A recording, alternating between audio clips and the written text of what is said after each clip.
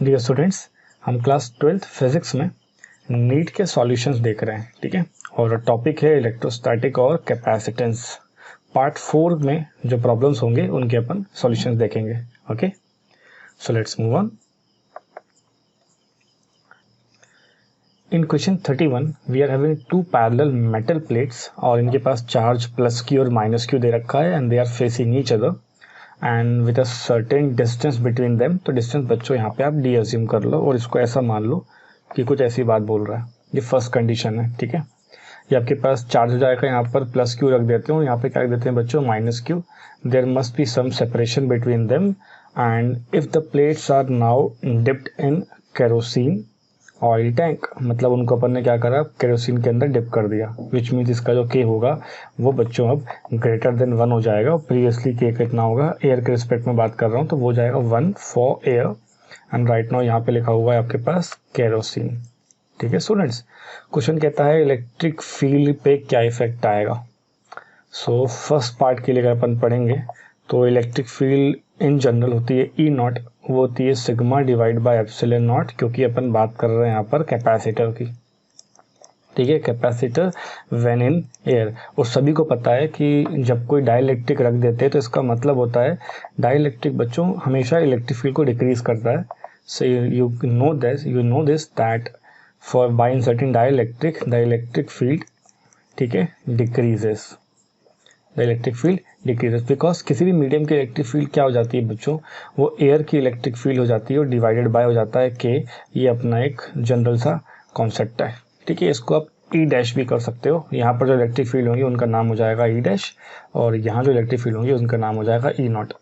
So obviously आप बोल सकते हो कि सर इसका जो के है वो ग्रेटर देन 1 है, मतलब अगर ये ज़्यादा होगा तो ये कम होगा। और क्वेश्चन पढ़ते ही आप देख सकते थे कि सर जो ई डैश होगा वो लेस देन होगा आपके एयर से, विच मीन्स आंसर होगा इसका decreasing. Okay, let's move on. Question 2 में आपके पास इलेक्ट्रिक फील्ड है किसी डिस्टेंस पे 3r/2 from the centre of a charge spherical shell of radius r is e। कहने का मतलब है कि कुछ रेडियस मान लेते हैं अपने इसका शेल का, और इस शेल के ऊपर चार्ज अगर रखते हैं तो बच्चों वो चार्ज सरफेस पे आ जाएगा। ये कंडक्टिंग हो चाहे नॉन कंडक्टिंग हो कोई फर्क नहीं पड़ता, ठीक है। और हमसे बोलता है कि एक ऐसा डिस्टेंस जो कि 3r/2 हो, इस पर्टिकुलर पॉइंट P पे जो इलेक्ट्रिक फील्ड की वैल्यू है वो E है, right. Then the electric field at a distance r/2, तो r/2 का मतलब क्या हो जाएगा बच्चों, वो नया डिस्टेंस ये अंदर ही कहीं होना चाहिए, ठीक है। तो मान लो कोई जनरलाइज पॉइंट ले लेते हैं, यहाँ पे उस डिस्टेंस की वैल्यू अपन रख देते हैं r/2। सो आपको पता है सिंस, ठीक है, since the charge q resides on the surface, ये इसका आंसर हो गया। चार्ज q है बच्चों वो सरफेस पर रिसाइड करता है, इसलिए आप कह सकते हो कि इनसाइड में कोई इलेक्ट्रिक फील्ड नहीं होती है और हमें पता होता है कंडक्टिंग हो नॉन कंडक्टिंग हो। अगर आपके पास हॉलो कैटेगरी में आ गया तो हॉलो स्फीयर के अंदर क्या हो जाता है, इलेक्ट्रिक फील्ड बच्चे लोग 0 होती है और हमें मालूम होता है कि इसका जो पोटेंशियल होता है वो कितना हो जाता है, कांस्टेंट, ठीक है। तो आंसर क्या मार्क करोगे आप लोग, 0 वाला। और इसको और भी फॉर्म से अपन बता सकते हैं लेकिन सबसे ईजीएस्ट फॉर्म होगा, और शेल थ्योरम भी तो यही कहती है ना बच्चों। शेल थ्योरम का जो स्टेटमेंट नंबर 1 होता है, ठीक है, वो ये कहता है कि कोई भी शेल आप पे अगर आपने चार्ज दिया इस तरह से, तो let's say shell is having a charge q, then it will have no effect inside it. तो इनसाइड मतलब वो डिस्टेंस r/2 हो, ठीक है। वो डिस्टेंस बच्चों यहाँ पे r/2 हो, r/3 हो, कुछ नहीं भी डिस्टेंस हो अंदर, सब पे बच्चों इलेक्ट्रिक फील्ड कितनी हो जाएगी आपकी, 0। That's all for this question. Okay, let's move on. Question 33 में हमारे पास 3 कंसेंट्रिक शेल्स दिए हुए हैं बच्चों, रेडियस a, b और c लिखा है, और फिर कहता है हमसे कि उनकी सरफेस चार्ज डेंसिटी सिग्मा, ध्यान रखें सेकंड वाला नेगेटिव है, फिर एक और पॉजिटिव सिग्मा है ना, तो प्लस और ये भी प्लस है फर्स्ट वाला भी, और VA, VB, VC के टर्म्स अपन को पोटेंशियल बता दिए हैं। कहने का मतलब है अगर C वाले का रेडियस सबसे ज़्यादा है तो आउटर वाला जो उसका स्फीयर दिख रहा है ना बच्चों, उसका रेडियस C है, जो सेंटर वाला है मतलब मिडिल वाला उसका स्फीयर रेडियस B है, और इंटरनल वाले का रेडियस बच्चों A है। जो पोटेंशियल कैरी करता है वो V ऑफ A हो जाएगा, यहाँ पे V ऑफ B हो जाएगा, और आउटर वाले का V ऑफ C कहलाएगा। जो चार्ज डेंसिटीज़ हैं वो प्लस में सिग्मा है, यहाँ माइनस का सिग्मा है और फिर से बच्चों प्लस का सिग्मा है, जैसा आपसे क्वेश्चन वाले ने बोला है। और आंसर में देखोगे तो आपको सिर्फ क्या करना है, कंपैरिजन करना है। मतलब ये क्वेश्चन सिर्फ ऐसा है कि पोटेंशियल्स की वैल्यू लिख दो आप और कंपेयर कर लो, ठीक है। तो फर्स्ट वाले पे चार्ज अपन मान लेंगे Q इंटू ए हो जाएगा, सेकंड वाले पे चार्ज मानेंगे Q इंटू बी और थर्ड वाले पे चार्ज मानेंगे Q इंटू सी। सबसे पहले मैं आप लोगों को शेल थ्योरम का सेकंड स्टेटमेंट से याद दिला दूं। वो ऐसा होता है कुछ कि आप किसी भी शेल को पढ़ते हो ना बच्चों, तो उस शेल पे जो भी चार्ज रखा जाता है और उस शेल का जो भी रेडियस होता है, तो उसके इंटरनल कोई भी पॉइंट पे अगर आपको पोटेंशियल चाहिए होता है, so potential at any internal point can be return as के लिखते हैं अपन। इस पर रहने वाला चार्ज लिखा जाता है और इसका रेडियस आ जाता है बच्चों, और कुछ नहीं चेंज करना होता। You do not need to worry about what is the internal distance, which means किसी भी शेल से अंदर आप कहीं भी बात करोगे तो आपको रेडियस ही काउंट करना है, and it will be very helpful while writing the potential equations of this question. तो मैं यहाँ पे फर्स्ट वाले के बारे में लिखने जा रहा हूँ। पोटेंशियल स्केलर है, मतलब फर्स्ट वाले पे जो पोटेंशियल रहेगा वो उन तीनों के इफेक्ट से लिखा जाएगा, विच मीन्स एक के का टर्म तो आना ही आना है कि पहले वाले का चार्ज डिवाइड बाय उसका डिस्टेंस, मतलब यहाँ पे बात कर रहे हैं। फिर अपन बात करेंगे सेकंड वाले का, तो सेकंड वाले पे बच्चों नेगेटिव का चार्ज रहेगा क्योंकि उसके पास सरफेस डेंसिटी नेगेटिव की है। और अपन को ये ध्यान है कि अपन पोटेंशियल तो भले ही फर्स्ट वाले का पढ़ रहे हैं और फर्स्ट वाला सेकंड वाले के अंदर है, और अंदर के लिए मैंने आपको शेल थ्योरम बताई थी कि आपको मानना रेडियस ही होता है। तो क्यू बी बाय बच्चों बी हो जाएगा और प्लस यहाँ पे charge at C divide by C हो जाएगा। इस बात पे लेके घबराना नहीं है अपन को। फिर बोलना है सिग्मा का फॉर्मूला होता है क्यू बाय ए, और यहाँ से चार्ज का फॉर्मूला हो जाएगा sigma into A, which means हमें इसको और ढंग से लिखना होगा। के की वैल्यू हो जाती है बच्चों 1/4 पाई एप्सिलॉन नॉट, ठीक है। और फर्स्ट वाले का जो चार्ज होगा वो हो जाएगा 4 पाई आर स्क्वायर, मतलब ए का स्क्वायर इंटू सिग्मा, माइनस हो जाएगा ये 4 पाई बच्चों बी का स्क्वायर इंटू सिग्मा, क्योंकि माइनस का सिग्मा है, प्लस करके हो जाएगा ये 4 पाई सी का स्क्वायर इंटू सिग्मा। और नीचे क्या आ रहा है इसका ए, इसके नीचे आ जाएगा बी, और ये हो जाएगी थर्ड टर्म जिसके लिए सी हो जाएगा। बच्चों यहाँ पे आप देखो 4 पाई सबके पास था, मैंने यहाँ से अलग कर दिया, और वी ए का मेरे पास एक कंसोलिडेटेड फॉर्म आ गया। सिग्मा सबसे बाहर आ जाएगा और एप्सिलॉन बच जाएगा। यहाँ पे देखो ना आप अच्छे से, सिग्मा सबसे बाहर निकाल लिया मैंने। और बच्चों ए से ए को भी कैंसिल कर दिया, बी से बी को कैंसिल कर दिया और सी से सी को कैंसिल कर दिया, विच मीन्स आंसर आया मेरा ए माइनस बी, ठीक है। और ये हो जाएगा प्लस ऑफ सी। इतना आप लोगों को सोच समझ के चलना है कि ये तो आने ही वाला है। सिमिलरली बच्चों मैं यहाँ से आपका अगर पोटेंशियल बी का पता करता हूँ, तो ये ध्यान रखें आप कि पोटेंशियल बी कैसे निकाला जाएगा। पोटेंशियल बी बच्चों अपन को इस तरह के एक्सप्रेशन लिख के निकाला जाता है, ठीक है। मैं अब बी पे बात करने जा रहा हूँ, इस बी पर है ना। तो बी पे क्या हो जाएगा, आपको के लिखना होगा, ठीक है। चार्ज किसका हो जाएगा, फर्स्ट वाले का चार्ज, लेकिन वो देखा जाएगा बी डिस्टेंस तक, माइनस बी पे चार्ज बी डिस्टेंस तक और सी वाला चार्ज सी डिस्टेंस तक। क्यों भाई, ए वाले चार्ज को तो बाहर देख रहे हैं अपन बी पे, और बी वाले के सरफेस पे देख रहे हैं, विच मीन्स ए और बी यहाँ पे कंबाइनली बी तक स्टडी होंगे, और सी वाले के लिए अपन तो अंदर है ऑलरेडी, इसलिए उसके लिए सी आया है बच्चों। उसको अगर थोड़ा और सॉल्व करवा देगा टीचर तो क्या हो जाएगा, 4 पाई एप्सिलॉन नॉट होता है, और इन सब पे बच्चों 4 पाई कॉमन आएगा जो बाहर निकल आएगा, जो कैंसिल करवा लेगा आप लोगों को, ठीक है। और सिग्मा भी बाहर निकाल लेंगे तो अंदर क्या बचेगा, चार्ज का फॉर्मूला इस पैटर्न में लिखते हैं अपन, सिग्मा इंटू एरिया।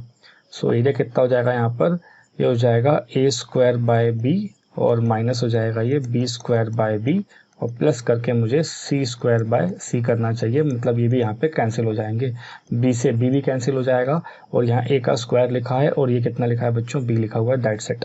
इतना आप ध्यान में रखो। फिर अगर मैं बात करूँ सी वाले के बारे में बात करना है मुझे, तो v ऑफ b और v ऑफ c है ना, तो v ऑफ c अगर एक बार लिख के देखते हैं तो क्या हो जाएगा, k लिखा जाएगा। मुझे फर्स्ट वाले चार्ज को भी c तक पढ़ना है, मुझे सेकंड वाले चार्ज को भी c तक पढ़ना है, और थर्ड वाले चार्ज को भी मुझे c तक पढ़ना है। c डिस्टेंस तक की बात हो रही पोटेंशियल की। तो k का टर्म होता है 1/4 पाई एप्सिलॉन नॉट, और यहाँ सबसे 4 पाई सिग्मा बाहर निकल आएगा, ठीक है। और QA का मतलब हो जाएगा खाली अपने पास क्या बचेगा, ए स्क्वायर डिवाइड बाय सी, फिर करके क्या बचेगा बच्चों, माइनस ऑफ यहाँ बचेगा अपने पास बी का square divide by C, plus बचेगा आपके पास सी का स्क्वायर डिवाइड बाय सी। तो आप देख ही सकते हो कि सी से सी तो कैंसिल हो जाएगा बच्चों। इसको थोड़ा सॉल्व करना है अभी आप लोगों को, क्योंकि क्वेश्चन में दिया हुआ है C equals to A plus B, दिया हुआ है ना बच्चों। तो इसी के हिसाब से अगर मैं बात करूँ, सी की वैल्यू अगर ज़्यादा दिख रही है तो इसको ऐसा बोला जा सकता है कि सी की वैल्यू 3 टाइम्स ऑफ ए होगी, और वैसे बी की वैल्यू बच्चों 2 टाइम्स ऑफ ए होगी, राइट। तो आप b की वैल्यू 2a को यहाँ पे अगर रख देते हो ना बच्चों, तो कुछ ऐसा मिलने लग जाएगा, ये सिग्मा अपॉन एप्सिलॉन नॉट तो रहेगा, ठीक है, और यहाँ हो जाएगा a minus of 2a plus करके c, जो आगे जाके बन जाएगा सिग्मा अपॉन एप्सिलॉन नॉट, ठीक है। यहाँ बचेगा मेरे पास माइनस a और प्लस करके c बचेगा, इसको भी थोड़ी देर के लिए फ्रीज कर लो, ठीक है। अब मैं c वाले को सॉल्व करने जाता हूँ। अब यहाँ पे अपन v ऑफ c वाले के बारे में बात करेंगे, तो ये हो जाएगा सिग्मा अपॉन एप्सिलॉन नॉट तो ऑलरेडी है, ये कैंसिल हो जाएंगे बच्चों, और यहाँ बचेगा आपके पास a square divide bye c की वैल्यू हो जाएगी 3a माइनस b स्क्वायर की जगह अपन लिख सकते हैं 2a, इसका स्क्वायर कर लेता हूँ मैं, और हो जाएगा यहाँ पे ये c की वैल्यू क्या हो जाएगी 3 इंटू a, और फिर अपन अगर आगे सॉल्व करेंगे तो ये हो जाएगा प्लस ऑफ c, ठीक है। इसको सॉल्व कर लोगे तो क्या हो जाएगा सिग्मा अपॉन एप्सिलॉन नॉट हो जाएगा, ठीक है। यहाँ पे एलसीएम ले लोगे तो नीचे क्या बच रहा है अपने पास 3a बच रहा है, और ऊपर क्या बच रहा है बच्चों a square minus 4a square, तो ये बच रहा है अपने पास 4a स्क्वायर नेगेटिव में 3 कर लेगा, और यहाँ बचेगा अपने पास 3a प्लस का हो जाएगा c, माइनस 4 में से एक चला जाएगा बच्चों, तो कैंसिल करोगे अगर इसको इस तरह से तो ऐसी वैल्यू मिलने वाली है, विच मीन्स आपके पास सिग्मा बाय एप्सिलॉन नॉट आया और माइनस a प्लस c का आंसर आया, जो एग्जैक्टली इक्वल है बच्चों आपके potential to a, which means option क्या मार्क होगा हमारे पास पोटेंशियल a बराबर आ गया पोटेंशियल ऑफ c के, लेकिन ये दोनों बराबर नहीं है किसके, पोटेंशियल ऑफ b के, तो ऑप्शन नंबर आपका डी यहाँ से करेक्ट हो जाएगा। ऐसी क्वेश्चन आती है तो इतना लेंदी नहीं जाना है आप लोगों को, एक पैटर्न याद आ जाता है बच्चों कि सिग्मा बाय एप्सिलॉन नॉट आएगा, और सारी जो तैयारी होती है पढ़ाई होती है वो अंदर रेडियस के डिस्टेंस के लिए होती है, और वही आप लोगों को ध्यान रखना है, right students. So let's move forward. Question 34 में हमारे पास 3 कैपेसिटर्स हैं और तीनों इक्वल वैल्यू के, मतलब C, और उनके पास ब्रेक डाउन पोटेंशियल कितना है V, इनको सीरीज में जोड़ दिया है बच्चों। तो क्या चल रहा है यहाँ देखिए आप, हमारे पास एक कैपेसिटी है, एक और कैपेसिटी है और एक और कैपेसिटी है, इनको सीरीज में आपने ज्वाइन कर दिया है, और C लिख लेता हूँ C और C, और सबके क्रॉस में अपन ब्रेक डाउन पोटेंशियल भी लिख लेते हैं, मतलब जो कि कितने का होगा बच्चों V का होगा, ठीक है। And the capacitance in break down potential of the combination will be, तो ऑब्वियसली मुझे मालूम है C इक्विवेलेंट कितना हो जाएगा बच्चों, सीरीज में क्या होता है C divide by n, which means C divide by क्या हो जाएगा 3, और जो पोटेंशियल हो जाएगा वो टोटल काउंट होगा, बिकॉज सीरीज में क्या होता है पोटेंशियल ऐड अप हो जाता है, क्योंकि ये सब है ना लाइन से लगे हुए हैं। So they will start observing like, ये डिस्टेंस कितना हो जाएगा V और V मिलकर कितना बना लेगा बच्चों यहाँ पे 3V, आपका पार्शियल आंसर ये है और ये है C/3 और 3V, तो ऑप्शन नंबर बी यहाँ पे मार्क होगा। ज़्यादा सोचना नहीं ऐसे क्वेश्चन में, ये मतलब बोनस क्वेश्चन के फॉर्म में आ जाते हैं ये, ठीक है। आगे बढ़ते हैं अपन। क्वेश्चन 35 में बच्चों आपके पास इलेक्ट्रिक पोटेंशियल दिया हुआ है, XYZ पे चल रहा है, और उसका एक्सप्रेशन है -x² माइनस करके xz³ है और प्लस करके 4 है, ठीक है। तो बच्चों पोटेंशियल आपके पास स्केलर होता है, ये बात ध्यान रखिए आप, माइनस में क्या लिखा हुआ है x² माइनस में हो जाएगा xz³ और प्लस करके 4, और हमें पता होता है कि इलेक्ट्रिक फील्ड एक वेक्टर क्वांटिटी है जिसको निकाला जा सकता है with the help of potential, तो नेगेटिव करके आप dv डिवाइड बाय dr कर लेते हो, बस यहाँ पे वेक्टर लग जाता है। अब क्योंकि बच्चों r वेक्टर आपके पास x में भी जाता है i लेकर, y में भी जाता है j लेकर, और z में भी जाता है बच्चों k लेकर, तो इसी पे अपन लोग ना आगे बढ़ सकते हैं, ठीक है। कैसे, मैं अलग अलग वैल्यूज निकाल लूँगा, मेरे आंसर मिल जाएंगे। मेरे कहने का मतलब है मुझे केवल x वाले पे इंटरेस्ट है, तो क्या करना चाहिए यहाँ पे नेगेटिव ऑफ पोटेंशियल डिफरेंस ले लेंगे अपन, ठीक है, dv, और इसको x के रिस्पेक्ट में डिफरेंशिएट करेंगे इस पूरे इक्वेशन को।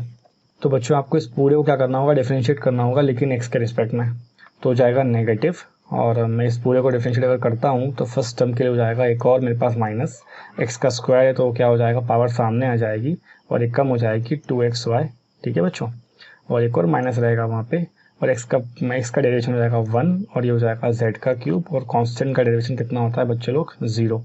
इसको थोड़ा प्रॉपरली अपन लिख लेते हैं, तो माइनस अंदर चला जाएगा बच्चों, ये हो जाएगा 2xy प्लस करके z³, और ये हो जाएगा आपका i।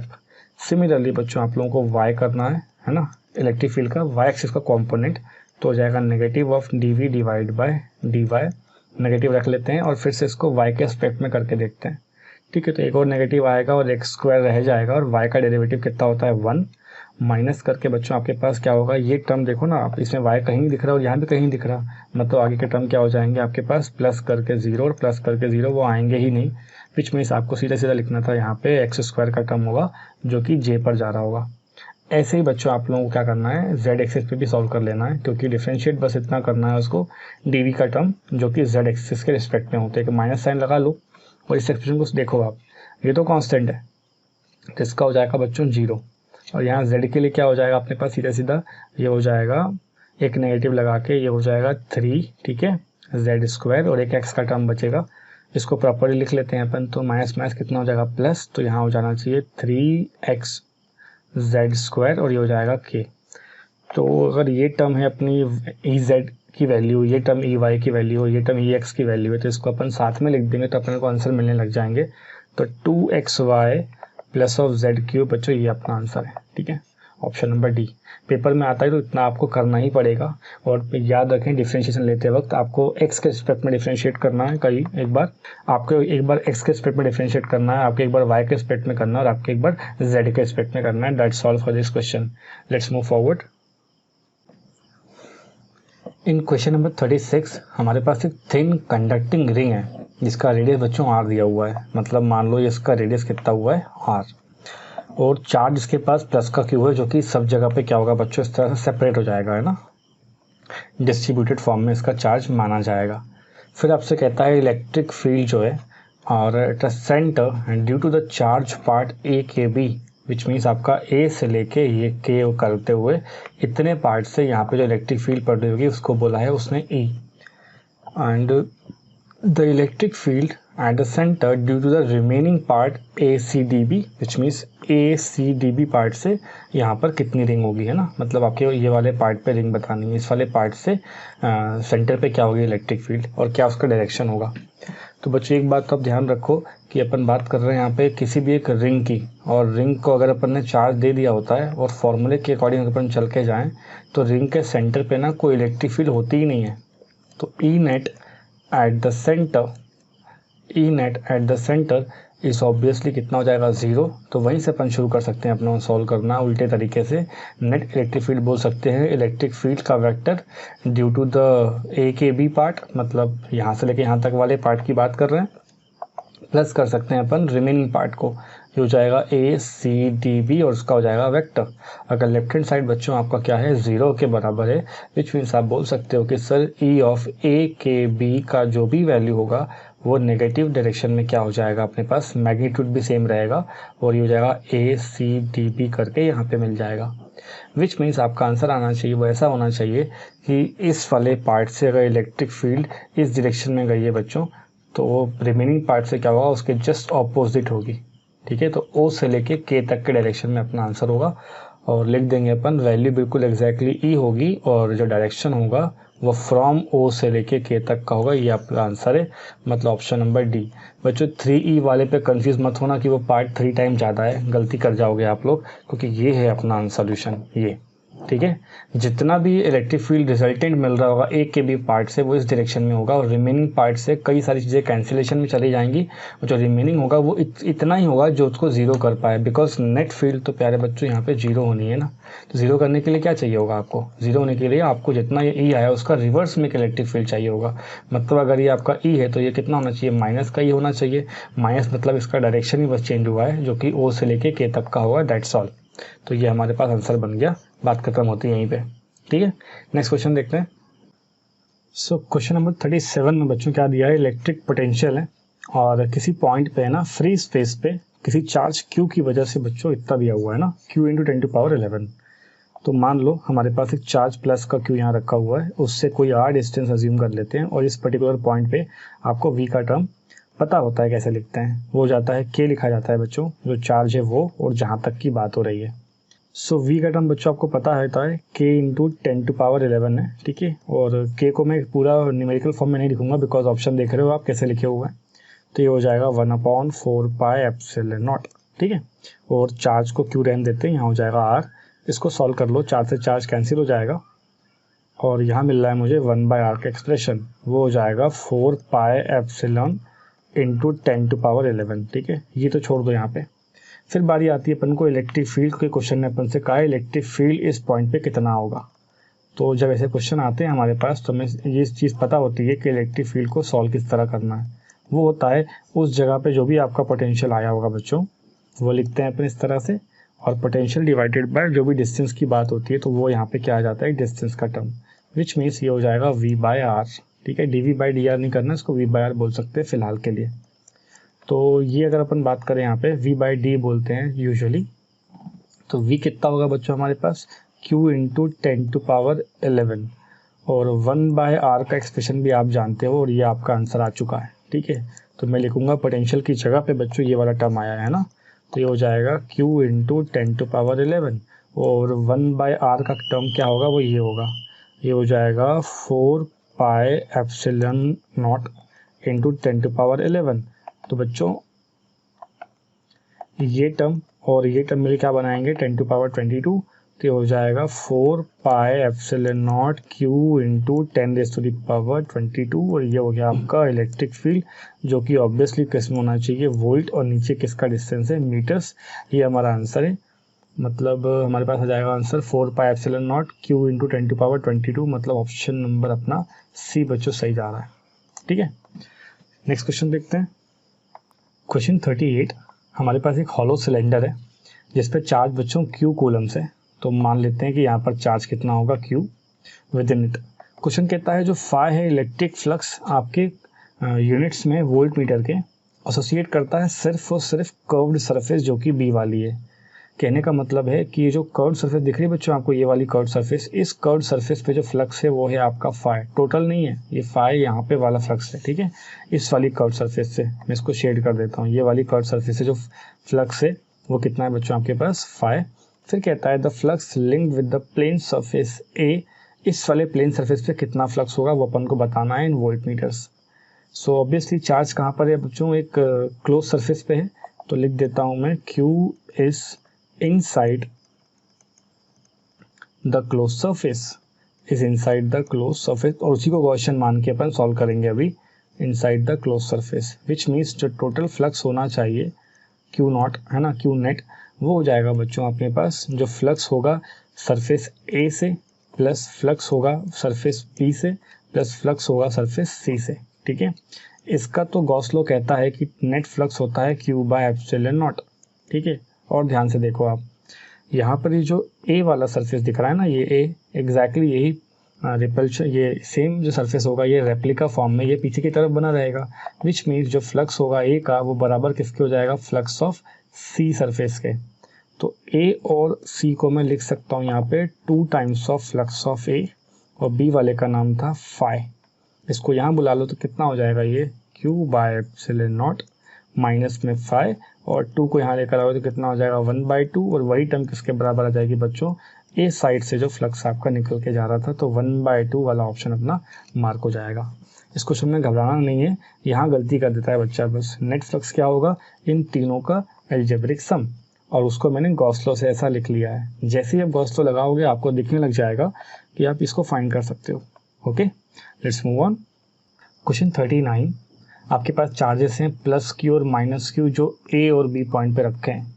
मतलब बच्चों कहने का है यहाँ पे प्लस का q बैठा है और यहाँ पर बैठा है माइनस का q, है ना, सोर्स चार्ज कहलाएंगे दोनों।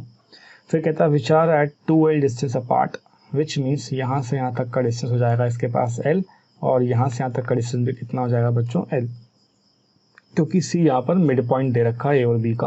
Okay right, the work done in moving a charge plus q along the semicircle part CRD, मतलब यहाँ से एक प्लस का q चार्ज होगा जिसको ऐसे ऐसे करके ले जा करके आप कहाँ रख दोगे D पॉइंट पे रख दोगे।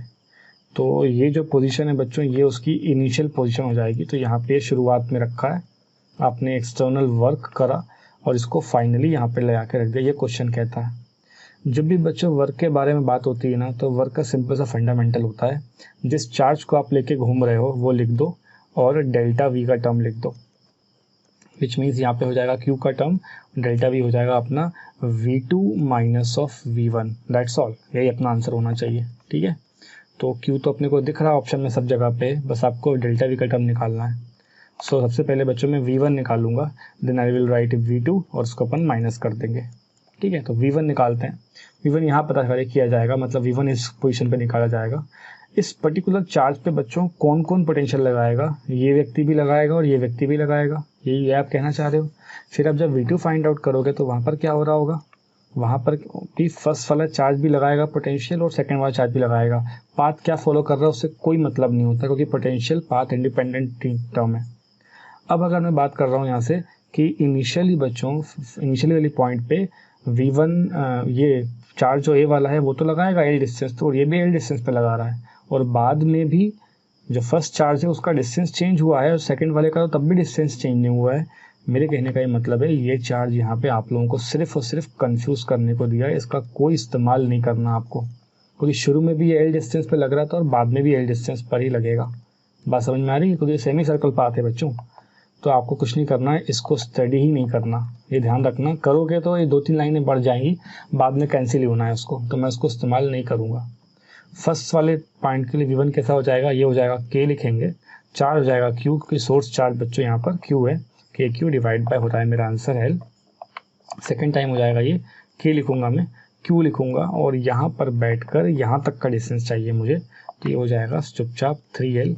आपको कुछ नहीं करना है बच्चों, यहाँ पे सिर्फ V2 माइनस V1 करना था, तो KQ बाय L तो कॉमन निकल आएगा और यहाँ बचेगा 1/3 माइनस ऑफ 1, ठीक है, 1/3 माइनस 1।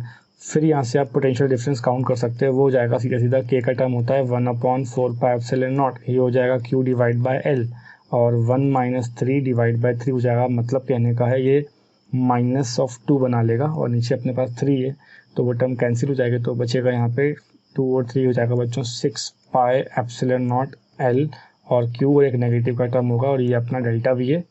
इस टर्म को बच्चों आपको यहाँ रख देना है और आपका वर्क मिल जाएगा, जितना भी काम हुआ है, और सारा का सारा काम बच्चों फर्स्ट के रिस्पेक्ट में ही है। फर्स्ट वाले ने कुछ पोटेंशियल यहाँ लगाया था और कुछ पोटेंशियल यहाँ पे लगाया था, तो हो जाएगा negative of Q, capital Q divide by 6πε0 और L, तो Q डिवाइड बाय ये ऑप्शन सही होगा बच्चों, 6 वाला है ना, नेगेटिव ये प्लस में है, ये गलत है, नेगेटिव वर्क डन होगा। ओके, चलो आगे देखते हैं। In question 40 there are 3 point charges, plus Q है और माइनस 2Q है और Q है, they are place that, first वाले का लोकेशन है 0 और y एक्सिस पे बच्चों रखा है ना, तो y एक्सिस पे एक डिस्टेंस a बना देते हैं अपन, और यहाँ रख देते हैं इस प्लस वाले Q को, ठीक है, डिस्टेंस मान लो थोड़ी देर के लिए आपके पास a है, राइट। सेकंड वाला 0 पे रखा है, मतलब यहाँ पे ये रखा है चार्ज माइनस का 2Q, और थर्ड वाला x पे रखा है, मतलब उतने ही डिस्टेंस पे यहाँ पे मैं एक चार्ज रखता हूँ जिसका नाम है प्लस का Q रख देता हूँ। फिर क्या कह रहा है, respectively the magnitude of direction of electric dipole movement of this assembly should be. तो बच्चों ध्यान क्या देना है आप लोगों को यहाँ पे कि ये जो माइनस का Q दिया हुआ है ना बच्चों, ये माइनस का Q, इसको आप माइनस का Q ना लिख करके ऐसा लिख सकते हो कि सर एक चार्ज रखा है वहाँ पे माइनस Q का और एक और चार्ज रखा है वहाँ पे माइनस Q का, क्योंकि तभी तो बच्चे डायपोल बनाएगा ना ये प्लस का Q, और यहाँ पे अगर मान लो मैं एक माइनस Q लिख देता हूँ, इसको काट देता हूँ और यहाँ एक और माइनस Q डाल देता हूँ, तो माइनस से प्लस क्या हो जाएगा, एक आपके पास डायपोल मोमेंट हो जाएगा, और यहाँ पे माइनस से प्लस में भी क्या हो जाएगा, एग्जैक्ट वही डायपोल मोमेंट। तो डायपोल मोमेंट जो सिंगल बन रहा है उसका मोमेंट कितना होगा, चार्ज और उनका डायपोल का जो लेंथ होता है, तो डायपोल का लेंथ बच्चों यहाँ पे a दिया हुआ है, तो P1 की वैल्यू भी यही है, और सिमिलरली आपके पास P2 की वैल्यू भी यही है, Q इंटू a। तो एक डायपोल मोमेंट बच्चों x एक्सिस पे गया है, एक डायपोल मोमेंट आपका कहाँ गया है, y एक्सिस पे, ये वैल्यू भी p का वेक्टर है और ये भी वैल्यू क्या है, p का वेक्टर ही है, दोनों के दोनों क्या है बच्चों, बराबर। तो रिजल्टेंट कैसे निकाला जाएगा, ये कुछ इधर कहीं आ जाएगा, तो यही आपसे पूछा गया है, जो नेट मोमेंट होगा वो कितना होगा, वो हो जाएगा अंडर रूट के अंदर इन दोनों का स्क्वायर, ठीक है, तो हो जाएगा Q इंटू ए का स्क्वायर और ये हो जाएगा Q इंटू ए का स्क्वायर। ऑब्वियसली आपको पता होती हैं चीज़ें, 1 + 1 हो जाएगा 2, मतलब आंसर होना चाहिए √2, और Q इंटू ए बच्चों यहाँ से बाहर निकल आएगा और यही आपका आंसर है, ठीक है, और √2 इंटू क्यू ए।